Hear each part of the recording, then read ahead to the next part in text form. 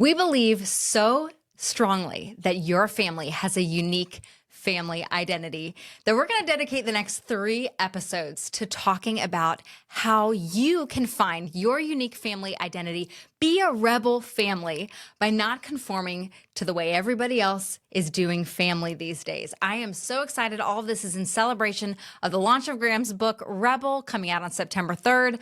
We've built some incredible content around what it looks like to be a rebel family in a culture of conformity. I cannot wait to jump in. Babe, you wrote another book. I did. You did it. I did a thing. You did a thing. Rebel. Find yourself by not following the crowd. I'm so proud of you. Thank you. For putting together this book, for listening to the Lord, for following his instruction and the word he gave you on this book. So excited for it to launch September 3rd. So excited for everybody to get a copy of it in their hands. Do you want to give us a little bit of an overview? Yeah. Rebel, find yourself by not following the crowd. September 3rd is the drop date whenever you're listening to this, but you can go to therebelbook.com. We'll link to it in the show notes, therebelbook.com. Pre-order your copy. If it's before the 3rd, there's a ton of bonuses that you don't want to miss out, including a journal I put together, a masterclass with John Gordon, who wrote the foreword for the book, teaching the concepts of the book, an entire 30-day challenge, an entire summit I did with some incredible speakers. You get all this stuff for free. I'm trying to incentivize you to buy the book. But here's what the book's going to help you do. It's going to help you find your uniqueness. It's going to help you find your uniqueness so that you can live in your uniqueness, so that you can have more fulfillment, so that things make more sense. I feel like we're just butting up against this proverbial wall, and that wall is that we're trying to be like everybody else, and nobody knows who they are. So this is a very practical book. It's a quick read. It's very short, and it's mostly a book that you do. I'd say it's like a coaching session in a book. So pick up the book in general. I think it's going to help you in all areas of life. It's a full-on personal development book. What's exciting is that we really feel like the Rebel message is a huge part of the heartbeat of this show with the Family Goals podcast. So we wanted to take the concepts from this book and apply it to your family in particular, because we feel like your family can be a rebel family. And a rebel, as we'll get into, isn't a negative thing, or actually taking back the term, what it means to be a rebel. So that's the idea, celebrating the book. But please, if you've gotten any value out of the show or anything that Shay and I have done, you're going to love this book. Go pick up a copy for you and a friend. Yeah, I'm so excited because I think there's so much great application for the family. It's almost like you've been listening to this podcast and that helped shape what's in this book. Except that I wrote it last year. So basically I wrote it, is what I'm saying. Trying to take credit? Just kidding. So just put your name on there also? Yeah, you should. No, but I'm so excited to get to apply this in the context of family, because I think I don't know that families think about being rebel families, right? I don't know that families think about how unique and different they probably really truly are, and how they are conforming. I don't think we think about that, but I think we feel the negative effects of conformity without realizing, right? We feel exhausted as the modern. I mean, okay, let's also we're obviously growing up in America, so we're going to speak about this in the context of Western culture, right? So if you're listening to this and you do not live in America and you don't, live underneath this with this Western culture the way we do, then some of this may not apply. But in the context of Western culture, being a family today is incredibly exhausting. Yeah. It is incredibly exhausting. There's an enormous amount of disconnection, right? We feel disconnection in marriage. We feel disconnection from our children. We feel disconnection from community and friendships. We feel financial stress. I mean, the list just goes on and on and on. And I don't know how much you want to kind of unpack each of these things, but I think the point I'm trying to make is that I don't know that we think about conformity and think about uniqueness or think about rebelling, but I do think we are sitting under the weight of a lot of the symptoms of conformity, and it's not working. It's not resulting in healthy families. Yeah, I mean, I think that's the idea, is you look around at what everyone's doing and how is it working out for them? How's it working out for you? I think we're all feeling the pain of the way we're living, but it's just what everybody does. It's like we're fish in water. We don't know that we're in water because it's just what we're in. It's just all we've known. Yeah. So if you've grown up in this modern Western world, which includes America, parenting these days, family these days, everyone I talk to is really tired. And they try to put a smile on because they're trying to be grateful and they're trying to have a good attitude. But if they're honest, they're very, very tired. and we know from the data that they're financially stressed. Like people are not doing well financially, that's the number one cause of divorce is financial fighting, by the way. So this is why it relates to families. And then there's a lot of unhealthy bodies and minds. Like mental health is a real issue because it's Mental a real health, issue. physical health. Oh Yeah. my gosh, yeah.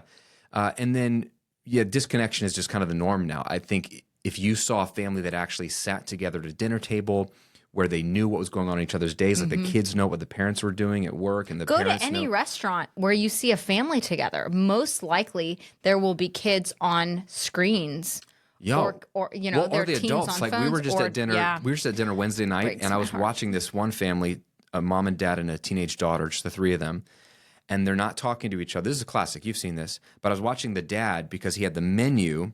And he was looking at the menu, but then I looked closely, and he had his phone under the table, and he was jeez. pretending to look at the menu, but he was just on his phone. I watched him for 10 minutes, and his daughter's looking around. She wasn't even on her phone. She's looking Okay. around, and I was like, be a husband and a man and a father, and talk to your teenage daughter before she's gone, bro. But this is normal. It's not. I mean, it's so normal. But just because it's normal doesn't mean it's good. And so the thing is what makes our hearts break when we were talking about this morning on a walk was we think this is just the way it is or has to be. Or has to be. I mean, I think that's it. I think so many of us have said, yeah, I mean, we're all busy, and that's just these years. That's elementary school. That's high school. That's little kids. That's, whatever. We just have to do this. Like the financial stress, like, well, what else are you going to do? Yeah, you got to be in debt. So the premise of being a rebel in the book, and as we're going to apply it to your family over these next 3 episodes, is my theory is that there is a current of conformity. So think of it like a little river or a stream, and it's flowing. And if you were to toss a little stick in the stream, the stick doesn't do anything, but it moves wherever the river goes, right? So you and I and our families were in the stream of the cultural current of conformity, like how all 3 of those were C's. Yeah. So there's the culture at large. We live in America, so America in 2024 and beyond, there's that culture. Wherever it's going, that's where we're going to go if we do nothing at all. Without even making a decision, we are ending up somewhere. We're going somewhere. We're not ever staying still. There's also the microcultures of your friend group, your church, your parents, the people you connect People with. you send your kids to school with, their families. Yeah. Even maybe the people you follow online, like you've created a curated microculture that's what you're seeing, so you think that's normative, but that's what you've curated or the algorithm thinks you want. So all of those cultures, macro and micro, are moving somewhere. Okay. And if you don't say otherwise, you're moving with them. And that's fine if you like where it ends up. Absolutely. That's not a problem. But if you don't like where it ends up, to be a rebel is to like step out of the stream, step on the shore of the little river and say like, do I like where do I want to go there? And if I don't, is it ending up well for everybody else? Yeah. It becomes a waterfall over a cliff and then we all die. Maybe I want to go a different direction. Yeah. So it's actually rebellious. To be a rebel is just to do something different. Yeah. There's a lot of definitions for rebel, and I don't know what comes up for you if it's like James Dean in Rebel Without a Cause, like he's smoking a cigarette, wearing a leather red jacket. That does not come up for me. Leather red jacket, doing something shady, right? Like the shady rebel, or I'm a Star Wars nerd, so it's the Rebel Alliance, like a bunch of ragtag people. We're going to take down the big bad thing. That's not what I'm talking about. A rebel is someone like the Cambridge Dictionary defines as someone who behaves differently than the society around them. Yeah. If the society around you is crazy, then to be not crazy is to be rebellious by nature. But maybe that's better for our families. Yeah, it's so good. So our premise is that conformity is the cause of all of these different types of pain, these symptoms that we're feeling, these negative outcomes that we're feeling that we've normalized, right? Exhaustion is normal, financial stress, debt is normal, disconnection is normal, mental, poor health. We've just normalized all of those things. Our principle, our concept is that conformity is really the cause of that. And so what we want to really do in this episode is look at 6 areas of life where we tend to conform. And really just like, let's just sit there for a minute, right? Like, let's just sit there in this episode and just draw our eyes to these areas that we may not have considered, where we're just going in a direction and it feels very normal. And we haven't stopped to consider that that is actually a choice that we're making. And it's going to lead to certain outcomes. Do we want those outcomes? So let's spend the rest of this episode unpacking those kind of 6 areas that you talk about in your book that are areas of life where we tend to conform in the application of life as a family. Yeah, and so as we go through these, 2 things I want you to think about. One is, how are we conforming in this area? And not to feel guilty, but to identify it, right? You can't solve a problem if you don't identify it. But then as we move through, you can start to think about, how could I be a rebel in this area? How could I be different? How could my family do this area differently?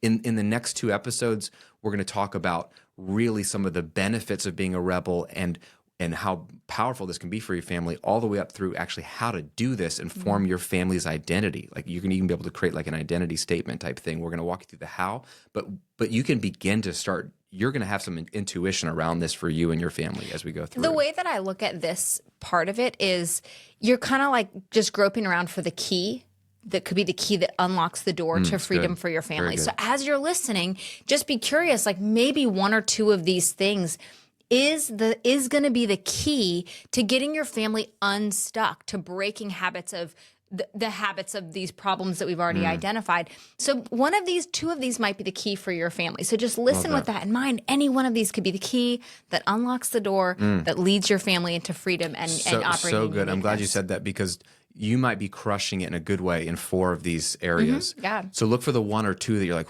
I think this is where we're conforming. So this is just like a checkup. We're just looking under the hood, and we want to help you today. And once you know this, man, I know you want what's best for your family. And the shortcut or the punchline is going to be, what's best for your family is completely unique to your family. Yeah.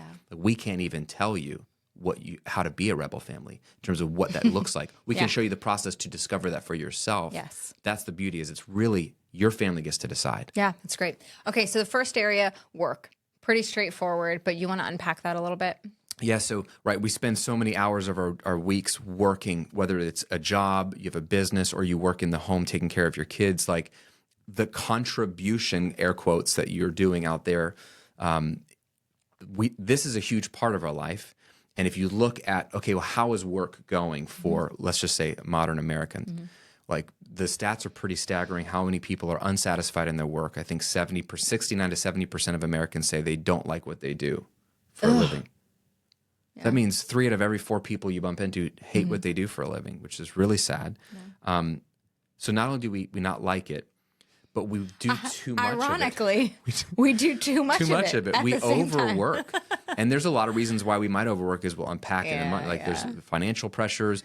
There's also weird, again, conformity cultural within the norms. in the workplace of, like, if you're not showing up early and leaving late. You want to be the last person to leave the office. You want to be available to take calls on the weekends. Like, it's just a weird work performance culture. Exactly. In Why don't you America. respond to your Slack messages? Like, we've lost our minds in the last 50 years of what's expected. It's hard. And entrepreneurs aren't actually really exempt for that, because they're under this same cultural norm of, like, make sure you're available all the time. Make sure you're working or available to work all the time. Make sure you're not taking breaks, because breaks show that you're not motivated or, you're going to lose momentum. So you're trying to prove yourself to your clients, to yourself, to your, by keeping up with that.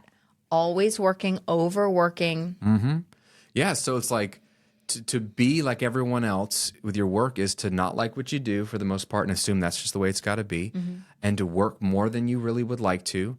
And you feel guilt or shame if you're like, I want to do work I enjoy, or I want to work less. I even was on a podcast with a really big entrepreneur just last week, and he said, hey, I saw this thing in your speaker kit where you're on, Contessa Brewer's show on CNBC, and there's this little headline of the conversation. It's like, YouTuber makes this amount of money in 5 hours a week or whatever. And he's like, I don't know about you, but I hate that they labeled you with that, like as if it's a great thing that you work so little. I'm like, I think it is a great thing that I let him rant for a long time. And I realized, he thinks about this very differently. He's like, I feel like if you love what you do, you're going to work really, really hard. I'm like, it's a hustle badge. Yeah. And I was like, I'm with you a little bit. Like, I really can pour myself into work when it's something I believe in. And I think that's good. I think it's the way God wired us. I was like, but man, I really don't think we're supposed to be working all the time. And so anyway, this is a huge, so are you conforming in work? You, your spouse, in what areas? Yeah. What could it look differently for your family related to work? Yeah. Punchline, it can, but start to dream a little bit. Yeah. So second area would be busyness, or I'm sorry, time. Time, the way we use our time. And then the things that are under that that come to mind for me are just the assumed posture of busyness, right? Everyone's busy. We're all busy. Our kids should be busy. As individuals, we're busy. As a family, we're busy. This is just like a very normal way of being here in America, right? It's almost become silly to even bring it up because it's just been talked about so much, but it's just a pervasive culture of, yeah, we're just busy. We have stuff on our schedule all the time, and that's just the way that life is, right? Weekends are busy, evenings are busy. That is overly full schedules, same thing. And then on the flip side of that, ironically, we're also wasting copious amounts of time, probably self-medicating. With television, with text, scrolling social media. We're so over busy. We're so overstimulated that then we default to these just getting lost in holes of pointless use of time. So you can go in 100 different directions with the use of our time, but time is absolutely a way where we are conforming, an area where we are conforming to the culture around us and what feels normal. And I don't think we even realize, I actually think we deeply believe that it can't be different. I don't think we've just like resigned to, I think we actually believe it is not possible for it to be different. And even more insidious than that, I think we want to be busy. Yes. When I talk to parents, they're like, oh, I'd rather my kids be busy than sitting around getting into trouble. I'm like, those aren't the only alternatives. They could be sitting around and becoming creative. We have fewer artists and poets and philosophers and geniuses because we don't allow our kids to become that. They're never bored. There's no time. We think, and so this is why they become adults that don't know how to sit with their thoughts because they never did as a kid. Yeah. Like, we just what keep the them busy. heck? So I talk to people like busy is good. Keeps my kids off the streets. Like, why are they gonna be on the streets? Like, very Those few. The only two options. There are some people that put them in the military, get them into sports, and there are personalities, right? You might have that child that's just very active, and they need to be active in order to be their best selves. Like I'm not against activity. We're not against activity. What we're talking about is just this pervasive culture of our schedules are completely booked full. Our weekends are booked full. Our evenings are booked full. We aren't able to have meals together as a family. We don't have time for long, engaging conversation. We're falling into bed just so freaking exhausted. Our kids are exhausted. I mean, it's next level. And I feel that. I don't even know how people with more than 2 children survive because I feel that with only 2 children. Yeah. And the pull to the sports that they want to be involved in, or the extracurricular activities that are good for their college applications, and all of the ways that we could serve, we could get involved with things we could volunteer for. It's so next level as a mom these days. And I feel it even just with 2 kids. Yeah. And I have plenty of friends that have 4 or 5 kids, and I literally just don't even know how they do it. So, time. Are you conforming in your time? And could you be a rebel as a family with your time? What comes up for you there? So just one of the areas. It's funny. You could get down to the nitty gritty of like, do you go to bed? Do you sleep? Like, what time do you go to bed? Like the way people spend time these days, it's so normative to go to bed at 1 o'clock, 2 o'clock, 3 o'clock after a Netflix binge. Like, and then you're in this perpetual wonder why exhaustion. You're tired. Yeah. I mean, it's just the way we spend our time. There's so much. You can see how they're connected. If you hate what you do for a living and you're working too much, you're like, I just need to watch a bunch of shows tonight, which I don't blame you. And then you're like, well, then you're getting to bed late, and then you're getting up early, and then you're like, I'm tired, and then you're not taking care of your body, and anyway, we're getting there. It's just all so cyclical. Okay, we have a few more we got to blow through. Third area of life where we conform is our money. Yeah. And this is pretty obvious, but we just assume it's just what you do. So everyone in America is deeply in debt, including our government. No one knows how to act their wage, as Dave Ramsey says, act your wage, which is great. But we are overspending. We're spending beyond our means because we're doing a lot of comparison spending. Mm-hmm. We see what everyone else has. And so we feel like, I know there's certain things that we're like, we all just draw a line. Yeah, we all have our own. Well, yeah, I know I won't have a yacht. I don't have enough money to have a yacht, but I should be able to have a BMW. Yeah. Like that's, should you? Be leasing a car or leasing 2 cars instead of just like have paid for a lesser, brand of a car. So we're comparison spending or spending beyond our means. There's a lot of creative ways to afford, aka go into debt for whatever you want, and that's become so normative. And it's like we've been easing our way over the last 50 years. If you go back 90 years, 100 years, there's no credit cards, so you literally couldn't spend anything you didn't have in your bank account. You couldn't, And then loans weren't as typical. So you could just sort of see how the culture is shifting. So we're just doing whatever's normative. Oh, yeah. And then our kids will do whatever's normative in 20 years. It's so interesting the number of assumptions there, right? Like, well, of course we have to have 2 cars. Now, we have 2 cars, all right? I'm just for fun. Like, let's just bring up some interesting things that we just assume. Of course I have to have 2 cars. Of course, if my kid has a phone, it needs to be a really nice new phone. It needs to be an iPhone, or it needs to be whatever other people use. Or do they even need a phone? Do they still? Yeah, right.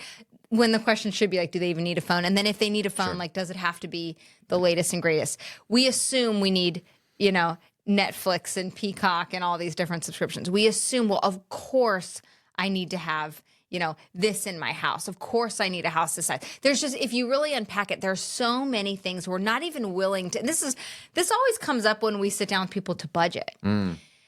Because we have very deeply seated beliefs about what is just very normative, what we deserve to have, what is normal to have, and what is reasonable to have. Wow.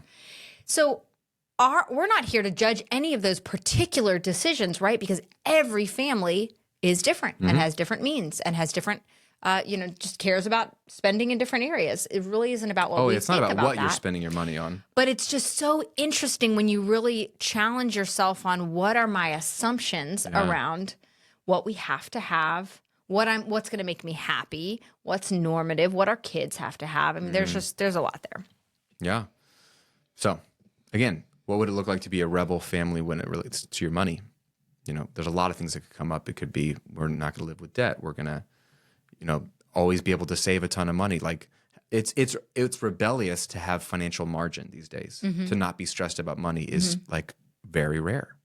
And everyone thinks these are massive sweeping generalizations. Everyone thinks that financial margin isn't possible or is only possible if they make more money. Oh, that's the common assumption. Right. If I only made more. And that is because we've assumed that there are all of these things that, of course, we have to have. Yeah. Of course, we have to have.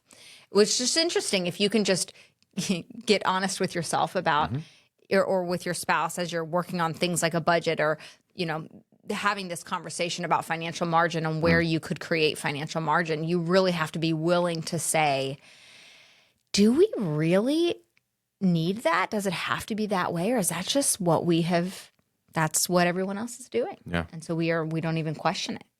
A huge part of what will help you with this is in next week's episode, part 2, when we start to talk about, and into part 3, we'll start to talk about what do you as a family actually value? What do you dream about? What do you want?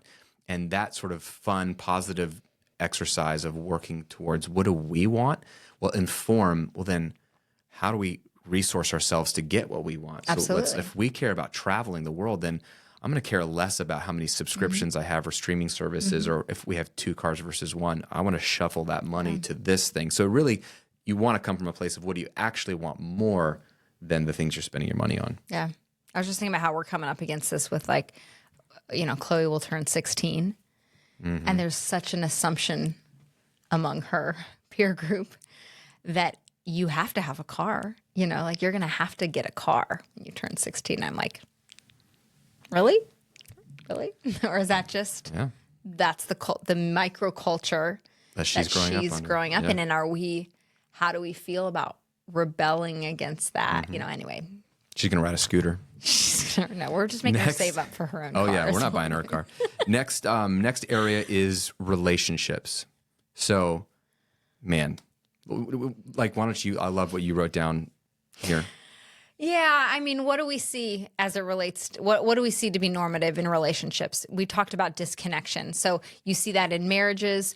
We're each living our very individualized life. You have your friends, I have my friends. You have your bank account, I have my bank account. You have the things you do for fun, I have the things I do for fun. Like we're living these very individualized lives, and then we reproduce and they grow up and they live the very individualized lives, and we're not connected, we're not enmeshed, we're not So you're seeing that in marriage, you're seeing that in parenting, you're seeing that in the parent to child relationship, you're seeing disconnection from community and friendships. You have this all-time level of connected disconnection, right? We're connected, quote unquote, through technology, but we're wildly disconnected to meaningful, deep friendships and communities. So there's just so much there. I talked about tech gather time. I mean, that's my favorite phrase of the last couple of years. Tech gather time, right? Is when you talked about that at the dinner table out at the restaurant. You'll see a couple, or you'll see an entire family just sitting there on their phones. We don't know how to interact anymore. We're losing our ability to have in-depth conversations. We're losing our ability to listen. We're losing we've become so ADD and transactional with things because of our interactions on the internet that we're losing our ability to just sit with someone in something and listen well and ask good questions. Like, we've lost the ability to connect with our teenagers. So they're just off doing their own thing. They don't want to talk to us. They don't want to bring us in. When they do bring us in, we don't handle it well. We respond poorly. Like, there's layers upon layers of the degradation of relationship that's happening around us. But it's the result of conformity to the way what has become normative, right? It's just, So there, you just got to stop me because I'll just keep talking. I'll just keep going and going. But there is a lot that's sad about the norms of how we're interacting with people. And it's just, we see it. My brain explodes in a million different directions. I'm sorry. But even in our kids, like when Chloe's texting her friends, or we see like you get the text from Vera's friends to your phone because she's on a phone, they can't even write complete sentences. It's just, there's just a massive degradation, but that's normative, right? So we get into interesting conversations with the kids about like, well, why don't you ask them, how is so-and-so doing? Well, I don't know. I haven't asked them. Like, that would be weird to ask. Wow. That's what kills me. It's like something's going on in their friend group and no one knows how to have an in-depth conversation or ask a meaningful, deep question about it, because what the culture is light, abbreviated. We're not even using full words, comment let on alone. A post. Yep. Yeah. It's not. How are you really doing? You being able to be honest. Anyway, I could just keep going in a million directions, but it's interesting to see what's normative in relationship for our kids and be like, oh, hold on. It doesn't have to be this way. It doesn't have to be this way. Like, someone does need to bring that up and talk about that. Yep. Even just culturally, think about the fact that we don't ask each other how marriage is going, depending on the circle that you're in. So we are fortunate enough to be in a community and in a church where, how are you doing? How's your marriage? How are you really doing? Those are normal questions. Now, we could go a layer deeper. What we don't ask is like, do you really have enough money to buy that house? Or how are you doing financially? Or how's your sex life? Like, there are still isms in the way that we relate to one another and the things that we talk about and can't talk about that are very normative in our society. And it's just worth questioning. Are we conforming to the way people are doing marriage around us? Are we conforming to the way people are doing parenting around us? Okay, I'm done. That was a nice I'm going to rant. stop. I could go in just so many different directions. Good though, but again, like the river metaphor, everyone's family and relationship is going one direction. Yeah. Do you like where that's ending up? And even if yours is going that way, it's okay. It doesn't have to. You can get out of the river and go somewhere else. And we have to, like at the dinner table, call attention to this with our kids. Yeah. This is why we need to be aware of it so that we can call attention to it as a family. Like, hey, did you notice? This isn't like, let's shame and judge everyone, but it's like, isn't it interesting that this is how this tends to go, or this is what everyone's doing, or this is very normal. What do you think about that? What do you think about the fact that your friends are staying up, till 2 a.m. and then they seem really tired at school? What do you think about that? What do you think about the fact, they're just important things. We have to realize them for ourselves, and then we can engage in meaningful conversation with our kids around drawing attention to what's happening and talking about like, what are the results of that, and do we want that, and what would it mean? What would it take to do things differently? That's good. Last 2 areas we'll hit real quickly. They're pretty self-explanatory. Health, physical health and mental health. You just look around at our culture today. We're very, very unhealthy physically.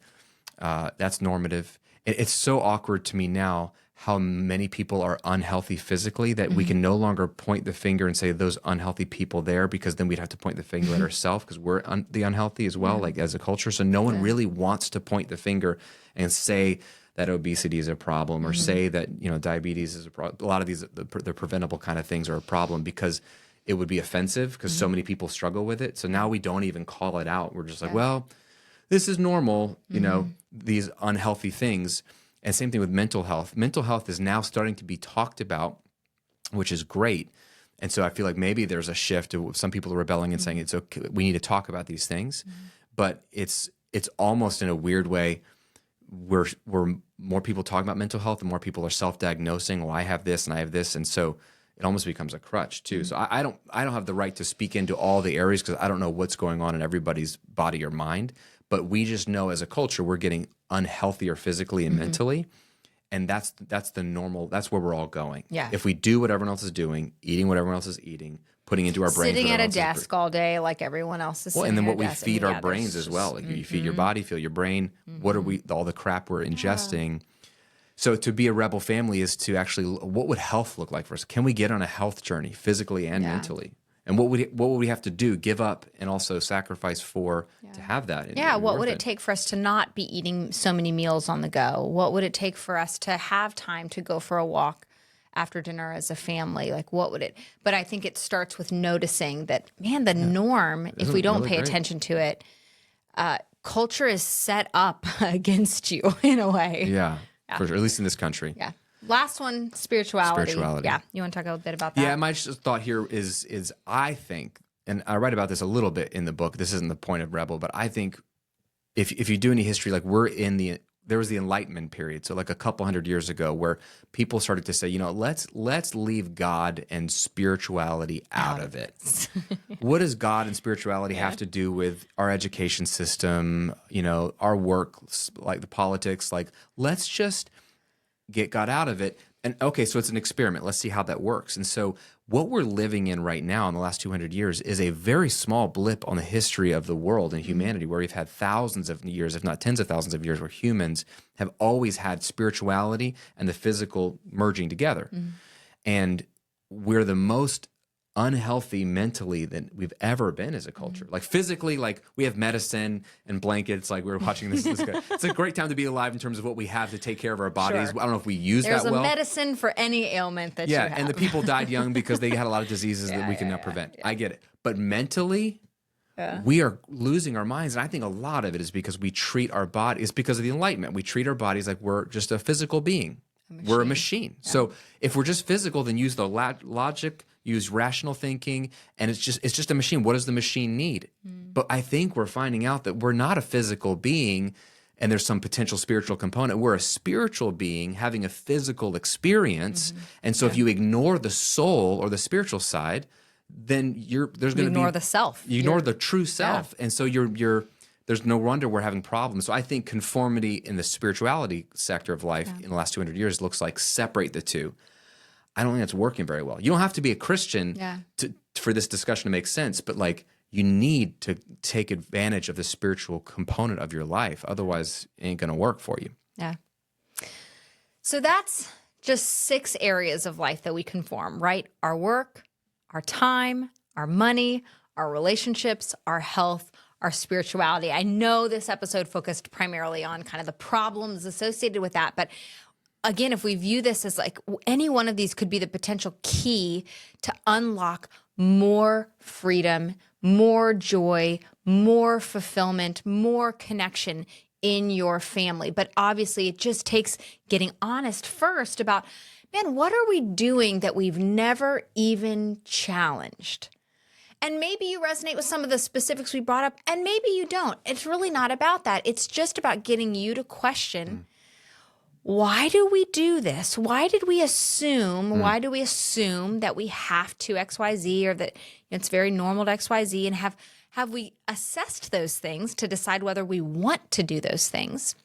Have we looked at the outcome of those things in the lives of the people around us and just gotten curious about what it might look like to rebel in any one of those areas, to do things different than the way the culture around us or microculture around us is doing them. So it's going to be a great 3-part series. I'm excited about where we're going to go. Do you want to kind of give a little bit of a teaser of where we're going to take it in the next absolutely. episode? So like the only way you're going to find your family identity, to find yourself, is to not follow the crowd. So you're going to have to get out of the river for a moment, kind of separate, like hunker down, just you guys as a family, and decide, okay, who the heck are we? You won't be able to discover who you are as a family in the midst of conformities. You almost have to have some intentional, let's break away. This could be a family vision weekend like we've done. It could be some intentional conversations at the dinner table, but you have to like acknowledge that I'm in the river, let's get out, and then let's start to figure out our unique family identity. So in the next episode, next week, we're going to talk about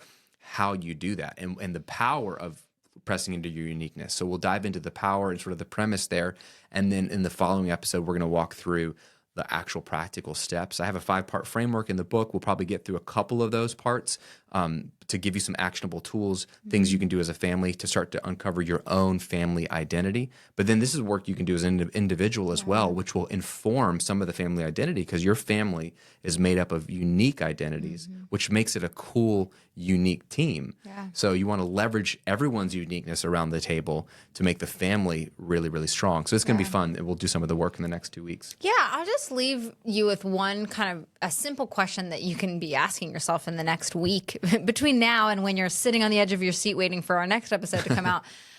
Just assess, like, do I like this? And instead of just not even letting yourself ask that question because you assume, well, it just has to be like this, start with a question like, do I like this? Like, do I want this? And then the second question after that is like, does it have to be this way? And that's where we really want to get you to kind of tease out. I'm thinking of us just sitting in traffic this morning. Like, do we want this? Do we want to sit in traffic for 45 minutes? And could it be different? Like, even if that's just all you ask, is you just stop long enough as you're, eating Chick-fil-A for the 4th time. And maybe the answer with Chick-fil-A is yes, I want this. But, as you get Taco Bell for the 4th time Hallelujah to this that week, too. just even ask yourself, like, is this what I want? Do I want to be eating meals on the go? Do I want to be gone every night? Just whatever it is, do I want this? And does it have to be this way? And then just don't jump to yes, it does. Like, stick with us for the next few episodes, and maybe you might unlock something, a different way of doing things that you've never considered. That's it. And if you want to pick up the book, go to therebelbook.com and pre-order your copy. Do it. And get a couple Guys, copies. we got to put food on the table. Yeah, man. No. Okay, so get a copy of the book. Yep. You can pre-order. It will officially launch September 3rd. Yep. What are you grateful for as we wrap up this episode? What's one thing you're grateful for? How beautiful you are. Oh, babe. It's nice to be married to a beautiful woman. That's very kind of you. I'm blushing through the microphone. What are you grateful for? Man, I got to have a good No one pressure. now. Wow. What am I? I just am first thing on top of your so head. grateful that it's the weekend. Yeah, man. It's been a very full week, and we don't have anything planned this weekend, except we might go to the beach tomorrow night by choice. So I love a good weekend with nothing on the schedule. Let's go. Just grateful for that. Thanks for hanging out with us. We're grateful for you, and we'll see you on next week's episode. Bye.